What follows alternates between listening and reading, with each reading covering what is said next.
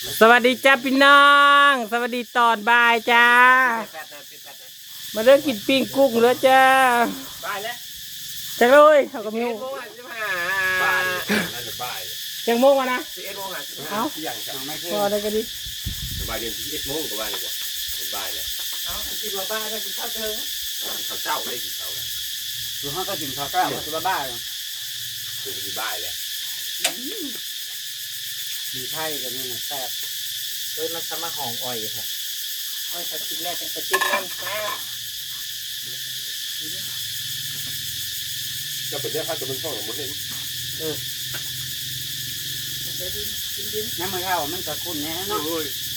หลายเลย ย่านนี่มันถึงตัวปะ มือข้าวที่สัตว์ พวกข้าว มึงจ้าเลยไปจิ้มไอเทียมมันจะเด็ดแต่ชอบซับกกเลยเฮ้ย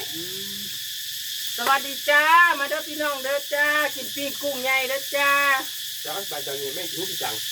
แม่งกี่ดังนึงนู้นเข้าไปตาดิมันมา ตัวหน้าตัวลำพังเนาะมือว่างกับไปตรงสตาเนี่ยปลาเนี่ยมาเติมหูดังกูนี่ต้องสั่งความลำคาญ เป็นเบาตาเลย ภาษาในกาพวกเป็นตาย่านไม่หักคนลุนกันเนาะห้อยในกัดเข้าไปอยู่ในท่านั้นเป็นโจยุ่งอย่างมันห้อยเงินนะ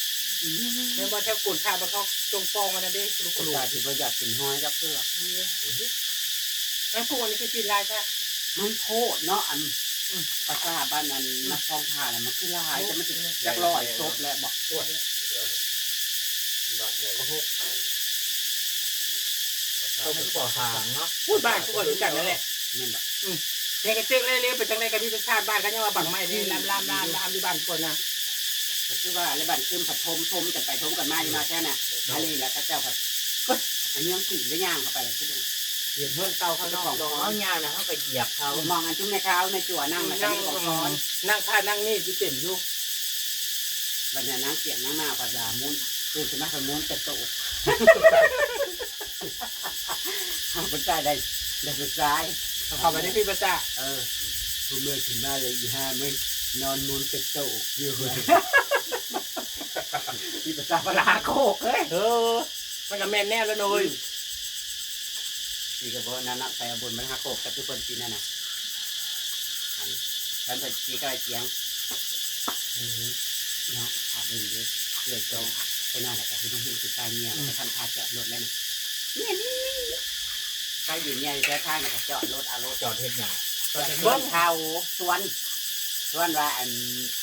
อยากเอาข้าวขี่รถไปน้ำนั่นนี่น่ะเด้เป็นพลเมืองดี เป็นโจรแล้วเนาะ คือข้าเองก็ชื่อว่าง่ายอ่ะ โอ้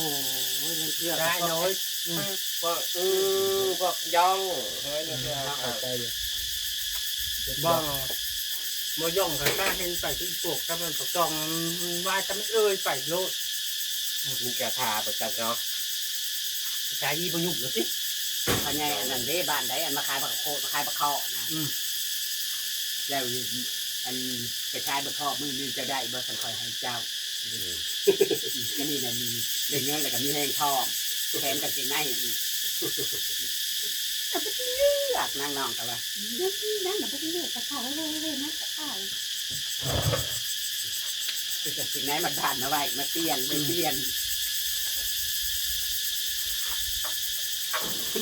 นั่งดูนั่นน่ะต้องตัวละเมื่อยเนาะกูละเมื่อยน้ำนางมาเอาดิอาแต่หูคุยกูเบิ่งว่ะ เอากันกับผู้ใดจะถ่ายไว้เลยคุณค่ามาดิแล้วก็มาเปรียบเทียบกันนะประกันบริลุ่งมาโบ้ดิมันประกันอะไรประกัน อยากมากินเรา เว้ยคนประกันก็เมียมาเลยแทนบริษัท โบกันหนังเนาะ เอาไปอ่ะ ไว้ตัวมาเวลาตัวชอบเอาโคนกันมาแกเลยเจอเวลาตัวเราทำมาน้ำเดือด อยู่หลักห้องน้ำแล้วมันติดต้อยนะมูเห่ากัดนาง แล้วตัวนี้มันลงแล้ว ของง่ายก็โลบ บ่แล้ว เนื้อลงเครื่องนั่นอย่าโลบเลย โดดเจ้าพุ่นบ่ เรื่องนี้ใจแล้ว เครื่องของมันต้องสื่อยังไงเอาไปเครื่องมันเป็นด้วยมันเป็นเฉพาะ คือแรกว่ามันเป็นน้องเองบัดเองมาเติมไปในตัวนี้ก็เป็นมันเป็นน้ำตัวทำมาเป็นอันนี้ เผ็ดแบบเติม10,000หัวได้ เอาแต่น้ำดื่มรับ ทีแรกฉันว่ายังเป็นเรื่องของฉันมันเป็นน้ำสะแพ็กเจ็ด200,000นี่ ที่เขาบอกเมื่อกี้เนี่ย มาได้เป็นอะไร เราให้หอดเดือนเราให้กับเต้นสมัครใหม่อยู่นี่ก็ได้ เลิกกันแล้ววันนี้ พวกอันนี้หมันน้อย เนื้อมันแหลมเนาะ เป็นตาชีบอกอีบอกเป็นตาชีว่าน้ำมันกินกับตัวนึงต้องตั ตัว วใส่แหละตุ๋ย เนี่ย คือว่ามันได้แล้วมันแล้วเนี่ย สองอาทิตย์ แต่ว่าข้าวบริจุดอันนั้นไม่ดอก มัน2 นาทีแบบเป็นกับที่นั่งอัน เอาแต่ว่ามันแต่อยากใส่ แป้งลงไปนะไอ้จำนี่ที่รถไหลจะตายในระหว่างรถไทยตอนนี้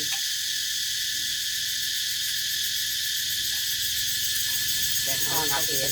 มีกระกระจายนี่นอกเองพอมันเศร้าที่ตุ๋ยกระตืดละรอบนึง ตรงนี้จะไปตักเอาเดียว ปีนี้ช่องคอยยังไม่ได้กินกระกระจายเลยพี่น้องเลย อย่านอนสบาย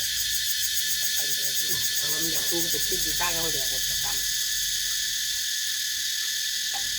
เฮ้ยมาที่แหลมมาส่วนส่วน มันเห็นดอกที่แหละ จะเสียดาย ไอ้เสื้อห้องพักมีนอนตีโมงแรกมันตื่นตีแล้วมันมีเต่ากระเป๋านอนแล้วก็ตาตีโมงแรก แก้มจะไม่หนก มันอยู่ใช่มันอยู่ในเพื่อนมัน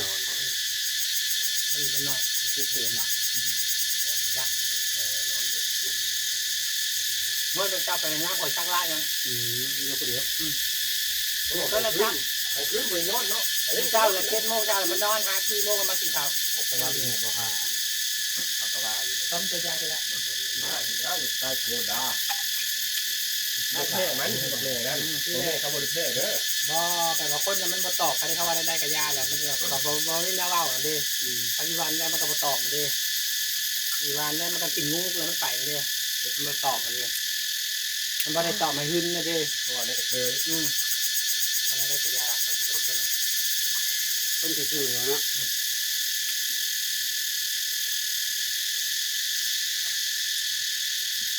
เนี่ยมันก็โหลดไม่ใช่ นี่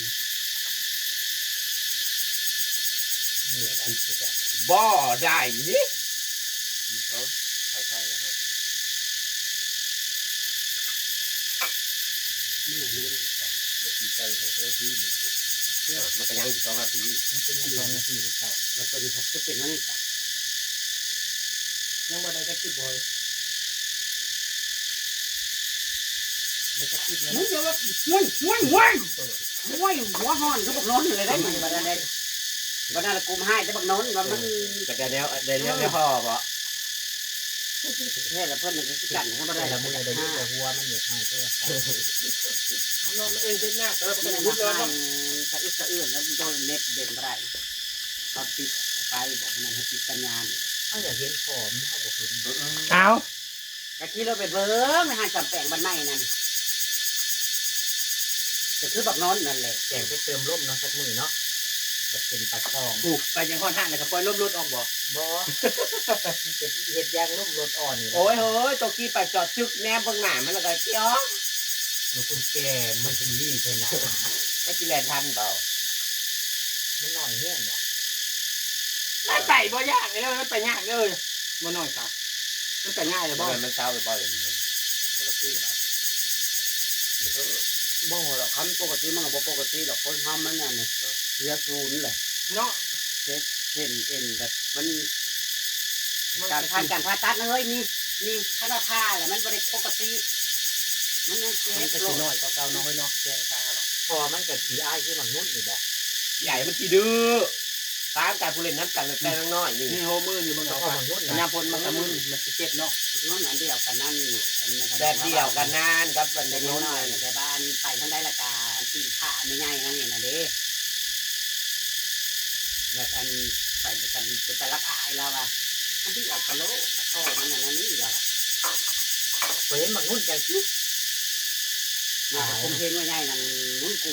หุ้นแล้วก็หุ้นดีลอยแหละ จับเกี่ยวกับ ค ทาง นเขาก็ป้าอันเดียวกันบ่ได้ป้า เปิดปีนี้อายุแต่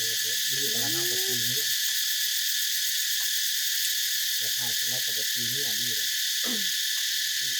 ปติพยัญชนะเขาก็บ่ได้ว่าเขาบ่เฮ็ดผิดโอ้โห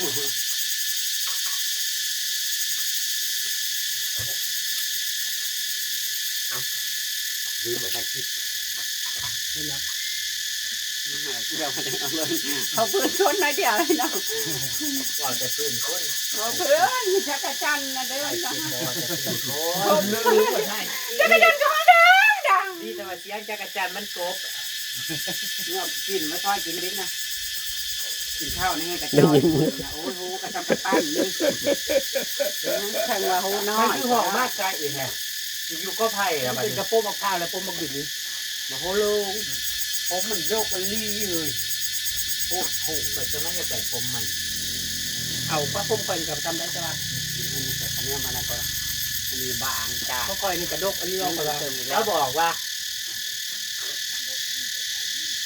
กินเลย เพื่อนน้าจ่อยมาเพื่อนเนี่ยตูด แล้วบอกว่า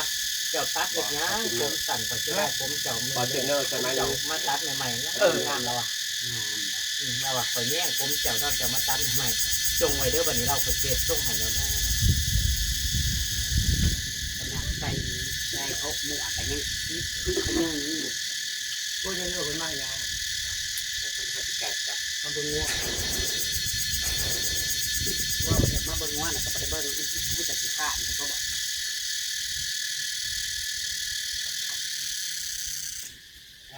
เนาะทำดีมาก ถ้านอนห้อนนั่นนี่นะมันกี่ข้านยามนั่นนี่นะหนาเบื่อโลกเลยนะ ยามหน้าคะแนน คันแบบบอกับบยามหน้ากันมันเป็นช่วงเดือนฝนตกลิ้นๆนั่นโอ้ยเบื่อลำคาญนี่ ใครแต่เจ้าไม่เกี่ยว เงินข้าง ฮะสิมากช่วงฝนตกใหม่นี่เดือน6นี่ช่วงเดียวก้านี่นะมากแบบนี้ ให้สำเร็จได้เพื่อน ไอ้ร้อน ว่าลูกตัวเข้ามาใหม่เป็นว่า มันสอดตอนนี้เป็นไงเพื่อนนะ เด็ก เนาะ เขากับบริษัทคุณ เขาอยากได้ได้ง้อลูกสอดนะ มาจากเนี่ยไอ้กับตัวข้างเนี่ย โตมันงามแน่ แข้งนี่ นี่จะไปคล้องมันน้ำไปเกลือมันกัน แล้วจะไปเบิ้งมาแล้ว กินหอดเดย์ หายแรงแล้ว แล้วจะไปเบิ้ง เราจะกันมาต้องมาปั่นนะ เนี่ยมันคล้องกินกินนี่ตัว ไปไปฟันเนี่ยได้กินอะไรไปอันโมกแจก ติดแต่เอาไปได้กระป๋องไหมครับไปยิงกระป๋อมบ่ล่ะรอยิงกระป๋อมบ่ มันแต่โมแจกให้ดูคนละยิ่งอะไรท่าเลยครับ โอ้หมดขึ้นเลยเฮ้ย แต่จะมาวิธีจะกินแล้ว ว่านเนี่ยไร แน่ มันปั่นไปที่กินมันแล้วมันตื่มแรงบกปน โอ้นี่เป็นเจ้าอยู่ เอาให้เราเนี้ย น้ำมากินปีกินสิเป็นคนกินเป็นนี่ยัง นั่งนี่ก่อนเมื่อ ที่พวกกินมากเลยมันกิน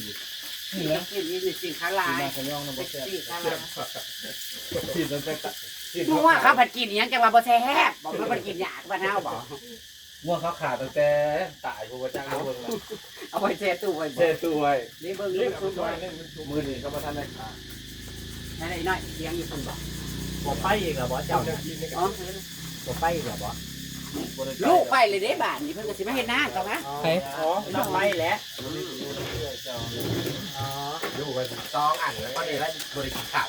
ไปพี่น้องถ้าติดตามคลิปหน้าจ้า ไปแล้วสบายดีจ้า ไปติดแจ็คจันตอดคำกับเบอร์ซีนะจ้า จะไปติด